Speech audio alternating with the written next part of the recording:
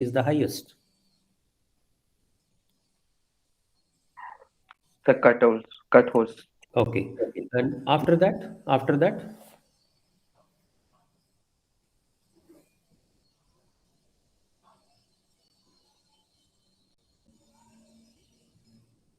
Sir, after that, in the stopping holes. stopping holes have advantage. Though you take the advantage of burden and spacing, generally lifters will have the highest specific charge because you have to dislodge against the confinement. Okay. See, Okay, sir. stopping holes is basically they are the holes that benefit you. They are the holes that you take advantage of. Okay, so there you play with the burden and spacing, and intentionally you will increase the specific charge. But otherwise, they are the best ones, to fire off, and then they consume the least specific charge otherwise, because the advantage of having a free face is fully available, along with the gravity aiding the breakage. Do you agree? Yes, sir. And that's the reason why we don't say that stopping holes are having highest specific charge. But if you look at the area wise, the confinement wise, the efficiency of blasting requirement wise, if you therefore you will find that the lifters would be requiring next highest specific charge after the cut holes. Okay, is that okay? Good. Yes, sir.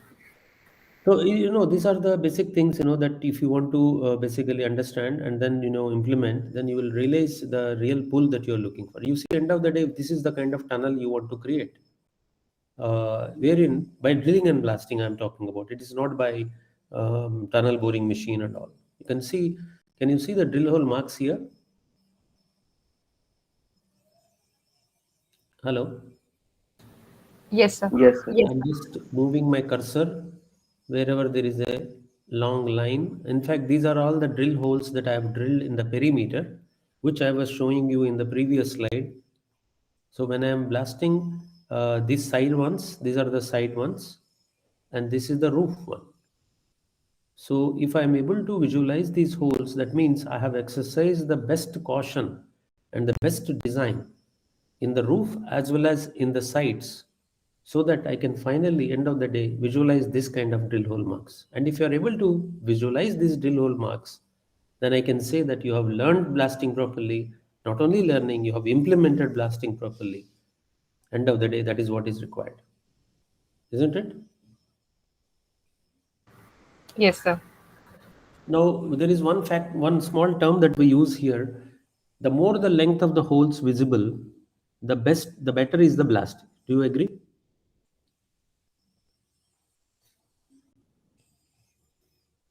Yes, sir. What does it mean? Basically, you are able to limit the breakage to that particular line of drilling, and that is what you want. You don't want any over break beyond that line of drilling, and that's what you committed to the party who has awarded you the work. Say 3%, 4%, something like that. And if you're able to achieve that, then you have really done the job for your company.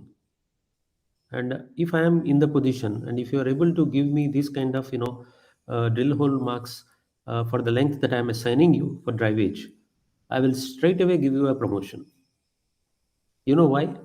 Because the money that you would have saved by not causing more than 3-4% breakage and limiting the breakage to the line of drilling, you have saved me every meter not less than a few thousands of rupees, a few ten thousands of rupees.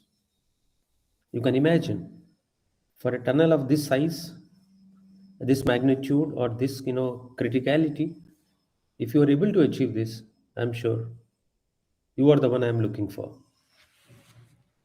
Is that okay? Yes, sir. Okay, great. So now let me just move on further. We'll just go ahead with the next one. So here I'll not talk about the general things which are available and which you can read. I will only talk about some optimization that we have done. Now, in the lecture that I so far covered, I just only talked about a couple of parameters that are relevant. More towards blast design, I was focusing. More towards delays, explosive, I was focusing. Okay. Now let me just integrate the things, and finally, on ground, we are basically interested to optimize blast pulls and control the blast damage. If you can do this, and this you can't do just like that, unless you have a full appreciation of drilling and blasting system and the rock in which you are going to tunnel through. So let me take you through our experience of controlling the damage, at the same time getting the best pull, or rather I should say optimizing the pull. Okay, of course this is. I'm sorry. Just one second. Okay, so to put in perspective whatever we have been discussing, you know that mechanized drilling and blasting, advanced blasting. I'll not call it as simple blasting, neither I'll call it as simple drilling. I'm talking about mechanized drilling and advanced blasting. Please understand this. If you don't do these two things, you will never get a good advance of 200 to 50 meters by DBM method, drill and blast method. Therefore, we are not talking about manual drilling, neither we are talking about ordinary blasting. So let us examine. Already we have discussed what is mechanized drilling, etc., etc. Then we'll just go ahead further. So this is what is the requirement today for all the tunnels that we are driving in India or abroad. It's a flexible system. Drill and blast is a flexible system, and you can deal with any kind of rock. Only problem that we have is in a weak rock, particularly very weak rock, we may have problems of hole collapse. Okay. Not only that, when you conduct blasting, there is a chance of overbreak, or there is a chance of uh, collapse of the roof, because the rock mass is pretty weak. So that is the only condition where you normally do not go for drilling and blasting. But otherwise, given a choice and chance, drill and blast method is the most flexible, most economic, most handy, and everybody knows about it. And that's the reason 95% of the tunneling today also, in majority of the areas, we are doing it by drilling and blasting. And if you see NATM method of mining or tunneling, in that also, wherever you have some hard rock, you have to deal with only drilling and blasting method. Probably the road header that you are going to look for will not be able to give you the required advance. So when we discuss NATM, then you will realize that in hard rocks or medium strength rocks, still drilling and blasting is the most preferred option. Do you agree? Yes, sir. Now, having said that, I need to basically understand how do I evaluate the performance of drilling and blasting, and then how do I basically understand the blasting efficiency from various perspectives. So if I have to evaluate the performance of drilling, I must basically know about rock mass, which I'm dealing with, and the explosive that commensurates with the rock mass and their distribution. And finally, the blast design and execution, which we have been talking about in the previous presentation. Now, if I want to evaluate tunnel A and tunnel B, which is driven by A and B persons, let us say, or project managers. Okay, so if I want to evaluate, there must be some parameters that I need to consider. So first thing I'll consider is pull, which is known as hole utilization.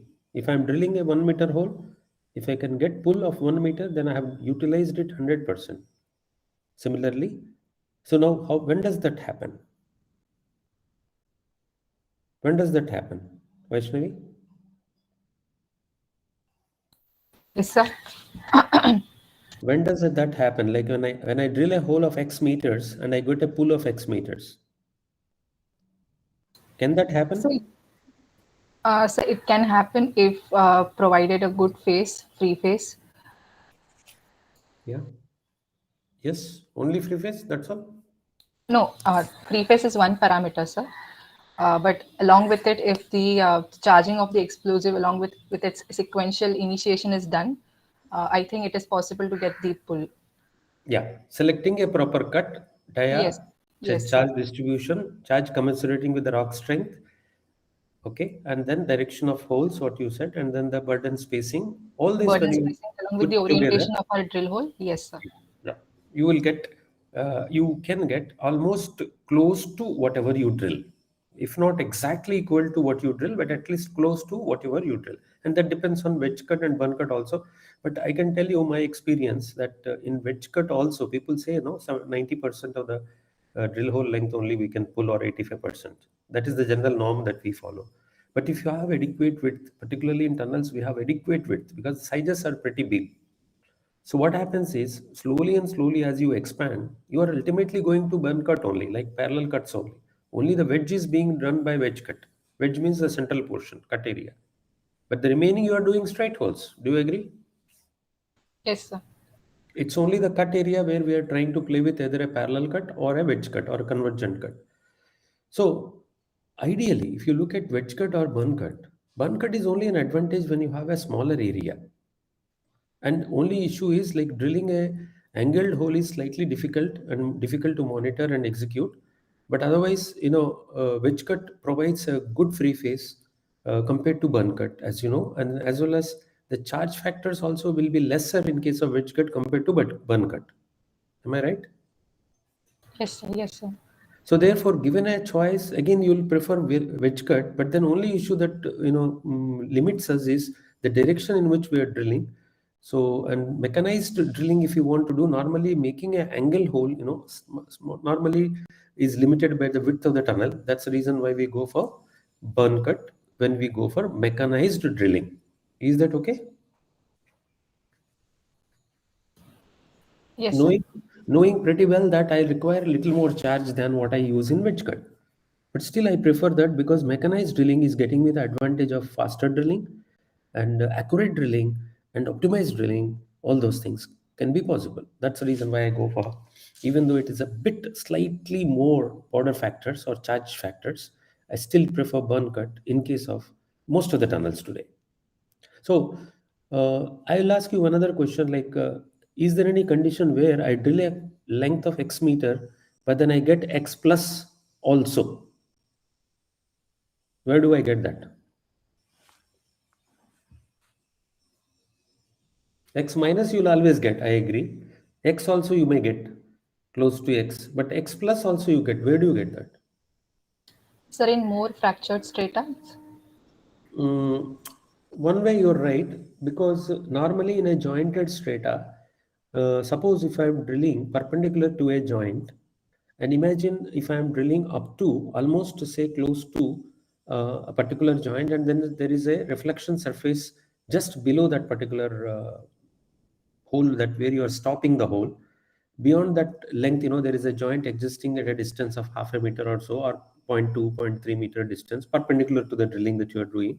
So there is every chance that that wave that you are creating, the blast wave you are creating, shock wave you are creating, or gas wave you are creating, that will go and hit this particular joint and try to fracture that also. And since there is already a fracture plane, it will simply give up. And there is the case, where you drill 4 meter, but you get a pull of 4.3 meter also, 4.4 meter also. This is of course a very interesting and case where you have a jointed strata favoring your condition. Okay, is that okay? Yes, sir. And you have a number of problems like which we will discuss subsequently. And powder factor is the next one that I compare tunnel A and tunnel B, which gets me higher yield per lower explosive. Powder factor is like yield per kg. Specific explosive consumption is kg per cubic meter. That is, there is a difference between these two. Can you tell me what is the difference between these two? One is powder factor, which is ton per kg, and there is specific explosive consumption, which is kg per cubic meter. Can you define when do I use these terms actually? And this is a very important thing. Please note, many people don't know this. Aman,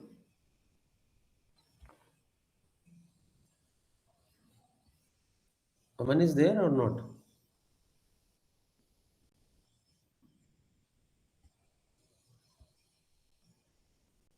क्यों भाई कोई है कि नहीं है? Sir, I don't think we know the difference between the powder factor and the other term. No one, none of you. Sir, I don't know, sir. That's what I'm just thinking. Kunal, No, sir. I don't know, sir. Hmm. Both are same or different? That is what I just wanted to know. Are they same or different? At least that much you can say. Sir, as per the unit goes, both are different. That we can know. Not per unit actually. Any other point? Ultimately, see, they talk about the one is talking about in situ in the sense like you haven't broken it up. It is basically burden, spacing, and depth of the hole that you're drilling that is defining the volume, and the kg of explosive you're placing in a hole.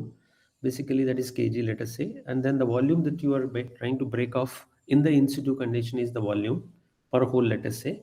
So that is kg per cubic meter. That is specific explosive uh, consumption. That's basically an input actually, because you have broken it. Okay, so that's an input. So we consider it as an input, though people say that it's an output. But powder factor is basically after you break it, you get basically a sized product. Am I right? Yes, sir. So the sized product normally has uh, you normally express in tons. And why you express in tons? Because you want to load this into a particular system, like, and then you try to dispatch it. So why you can say, sir, why we are taking it in tons? Because this is the load that you have to fill and then take it out. And powdering, you are doing powdering basically. So powdering means basically it is post blasting. That's why it's called powder factor. Okay. So this is what I feel, that border factor is basically representing a broken condition, whereas specific explosive consumption is an in situ condition. So that way they differ each other. They differ from each other. Okay. And another thing is, one considers density, the other one doesn't consider density. Do you agree? Yes, sir. Yes, sir. In specific explosive consumption, you only talk about volume. You don't talk about density. But I don't know whether I'm blasting limestone or I'm blasting iron ore. So if I'm blasting iron ore, the density is 4. If I'm blasting limestone, density is 2.5, let us say. So don't you think both will offer a different kind of resistance Yes, sir. for breakage? Yes, sir. Yeah. So that's the reason why there is often, a distinction between what is powder factor and what is, specific explosive consumption. Is that okay to all of you? Are you convinced? Yes, sir. Okay, so let me just minimize this and then I'll go ahead and just, okay, good. So we were talking, you can see my screen, right? Yes, sir. Yes, sir. Specific drilling is again basically tons of yield per meter of drilling. See, when I'm basically doing a particular drilling activity, I'm expecting that I'll yield, a particular tonnage. So that is what higher the yield, better it is. And detonator factor is how many tons I'm yielding per detonator. Okay, so the more the better. And overbreak or underbreak, as we have already discussed, the one that gets me lesser overbreak and lesser underbreak also, and as close to the periphery as possible that I'm looking for, then I have done a great job. So these are some of the key parameters that define blasting efficiency. So if I put a question to you tomorrow in a quiz, like what are the key factors that you need to consider for blast efficiency mapping, for comparing and then evaluating. So probably these could be the key factors that you should. Though there could be a few more factors, but then the key factors would be this, which will help you to evaluate the efficiency and also the economy. Simple characterization and blast planning. See, as a tunnel engineer, first thing I must do is planning. So how do I plan my blast? So first I need to know the rock properties. So when I say rock property, I need to know what are the rock properties I need to map. So what are the rock properties that we normally talk about? Is the mostly the dynamic properties is what we are trying to look into apart from static. So you can see the kind of parameters, the dynamic properties that we talk about. The dynamic tensile strength, P wave, S wave velocity, which we have done in our practical, both in situ as well as laboratory, we have done.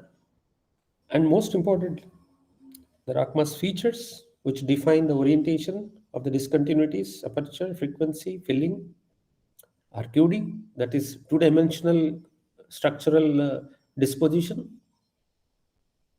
and joints will define the third dimension, so you'll get the block size.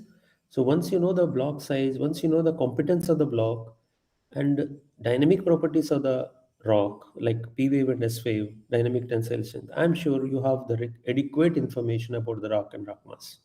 Do you agree? Yes, sir. Yes, sir. So we haven't talked about compressive strength here, neither we talked about tensile strength, we talked about dynamic tensile strength. Okay, which we have to determine using, how do you determine the dynamic tensile strength and compressive strength, dynamic compressive strength? It is not static, please note that. The loading is instantaneous in blasting, so therefore you can't use the same kind of loading system that you use UCS and BTS. No, that's the reason why you don't find a place for UCS and BTS, normal UTS, that is basically under static loading. The energy being applied instantaneously, you need to consider the dynamic strengths of the rock, either compressive, dynamic compressive, or dynamic tensile. Since the breakage is in tensile, so we are considering dynamic tensile strength. P wave and S wave basically define the wave propagation through the rock mass. So therefore it will also help you to map the peak particle velocities at different locations apart from competence also. See, P wave also tells you one way close to, it's a compressional wave. So how a compressional wave is propagating also defines how compact is the rock. Do you agree? Yes, sir. Yes. And then rest S wave is also important for shearing of the rock one way, because the structures which are embedded on the rock also can get exposed to shear waves which are detrimental. And similarly, the places where you are shearing the rock, particularly in the periphery of the perimeter, when we are conducting a blast, it is more of shear that is happening rather than compression or tension. Okay, because when we are conducting what do you call, designing the perimeter rows and their burden and spacing, do you find any difference there, or is it same as other burden and spacing? Is there any relation change in the perimeter? The spacing is equal to generally 1.2 times burden or 1.5 times burden, am I right? Yes, sir. That is just a Yes, kind of rule, a kind of rule that we normally follow in most of the holes wherever we are blasting. But is the rule applicable for the perimeter holes also in the tunnel, or Yes, wherever you want, a breakage should not exceed beyond that line? तो change हो जाता है, कम हो कितना, जाता कैसे हो, क्या है वहाँ कॉन्सेप्ट, क्या है यहाँ कॉन्सेप्ट, दोनों में अंतर क्या है? अंतर ये है, यहाँ पर बेसिकली फ्लेक्सुरल बेंडिंग हम लोग इंकरेज कर रहे हैं एंड स्लैब्स बना रहे हैं और उसको ब्रेक कर रहे हैं फ्लेक्सुरल मोड में।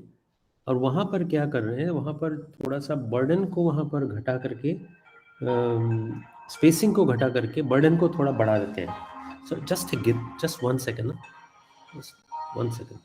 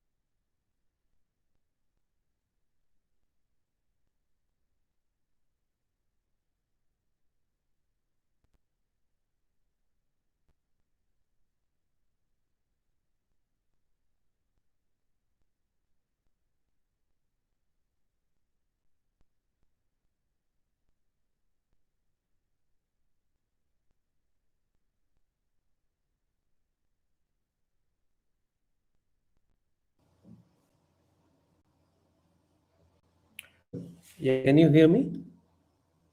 Yes, sir. Okay.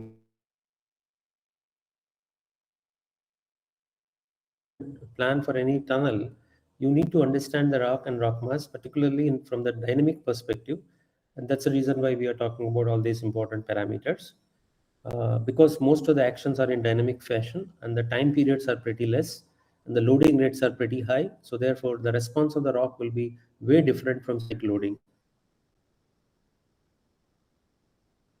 And then in dynamic loading compared to static loading. And therefore, you need to know the properties in the dynamic fashion. And then once you know them, and then the weaknesses that are going to play a role, once you have them together, then probably you are defining the rock mass space in a much more competent way. Having said that, once you know the physico-mechanical properties and discontinuous structure and the intact rock properties also from dynamic perspective, then you have defined the rock mass from the blast point planning point of view in a more appropriate manner. So this is the how you normally characterize the rock mass for blasting purpose. Is that okay? Yes, sir. Yes, sir. Okay, good.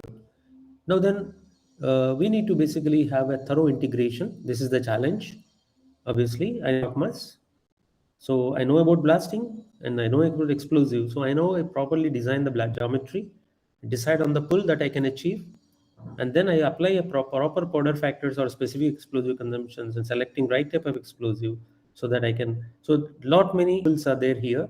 So but then each one of them are pretty easy to handle, provided you know them. And it's not a very great science in this. It's only knowing about them and then their impact on the ultimate outcome. So as a tunnel engineer now so this is, though this is a lot of science and maybe you have to have some kind of understanding about all the terms and utilizations and etc about these things. Am I right? Yes. So integration is what we are now going to do, because you have studied all this, so I don't want to cover those basics and all. You see, when we talk about applying drilling and blasting technique in a tunneling system, the most challenging thing I have, before me is how do I basically class the rock? So if I have to class the rock in terms of its competence, so generally what we are using is either RMR system or Q system, or of late we are using NATM class. So NATM class, basically what you are saying, class 1, 2, 3, 4, 5, up to 10. So these are called NATM classes. Okay. And now these classes have been defined in some terms, what we call NATM system term. What do you see in this? Number one means stable. That means anything you can do. So without support, you can simply आंख बंद करके कुछ भी कर सकते हैं आप समझ रहे हैं?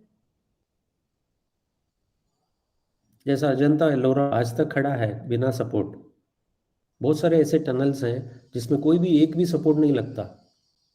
So can you tell me why they are standing since time immemorial, tall, wide, stable?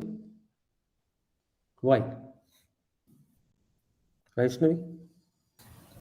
Or maybe because it has very least discontinuities. The rock is very competent enough that it can support its own. Good. That's right. Absolutely fine. And there is no invasive process that has been used to create them. So the invasion was less. It was slow carving people have done, and neither they have used any explosive type of situation or explosive type of substance for excavating them. So most of there was a research done, on these it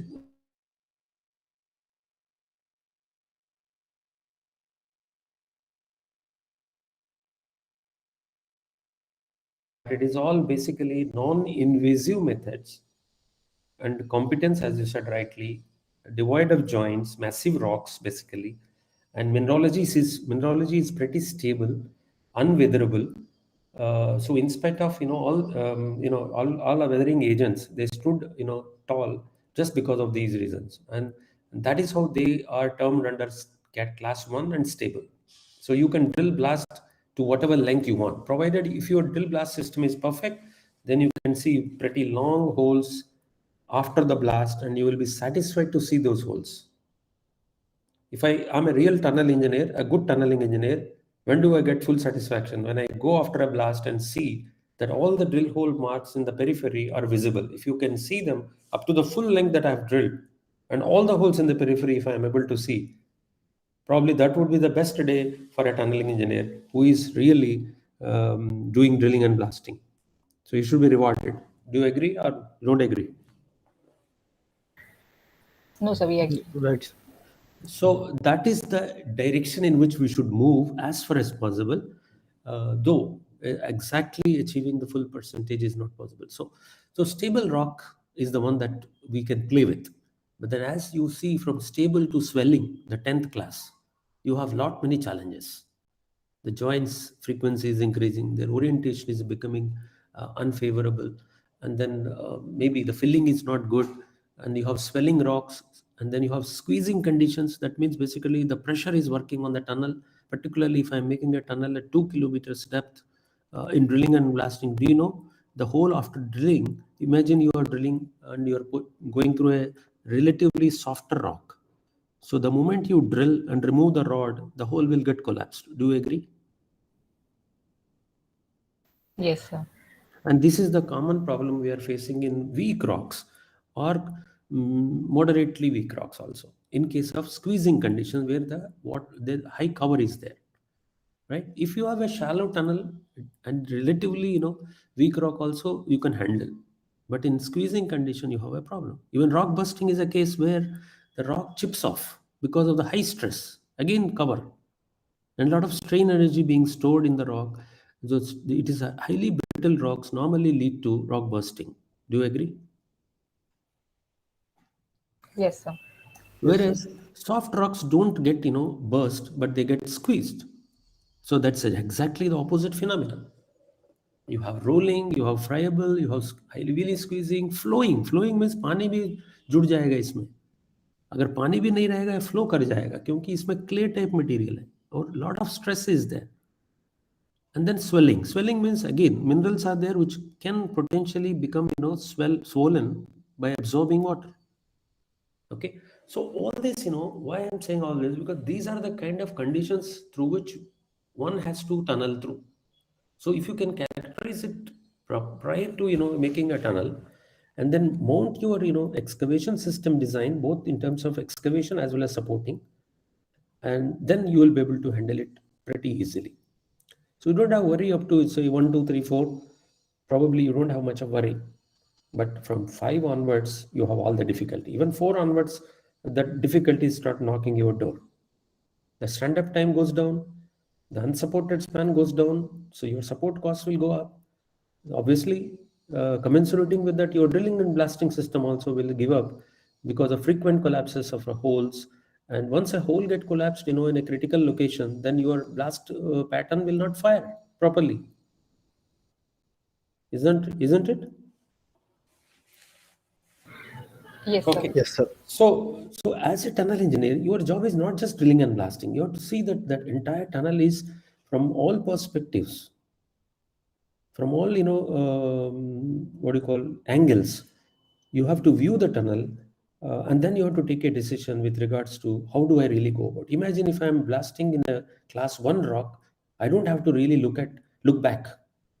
But if I'm dealing with fourth, fifth class, obviously class 4, class 5, then I have to handle a bit carefully.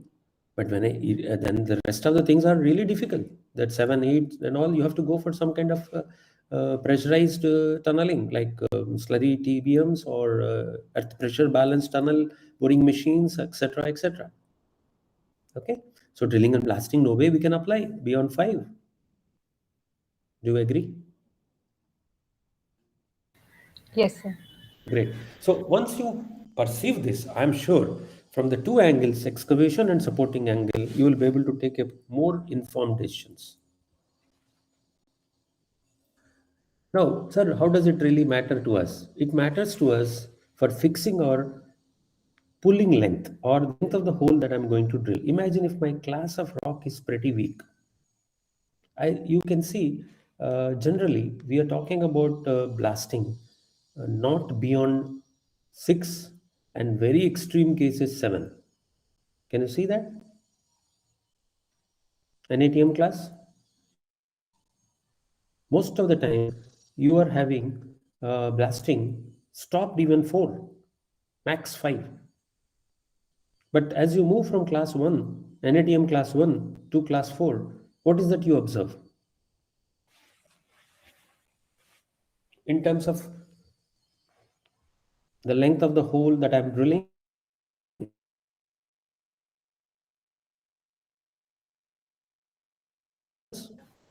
Sir, can you zoom the slide a bit? sure.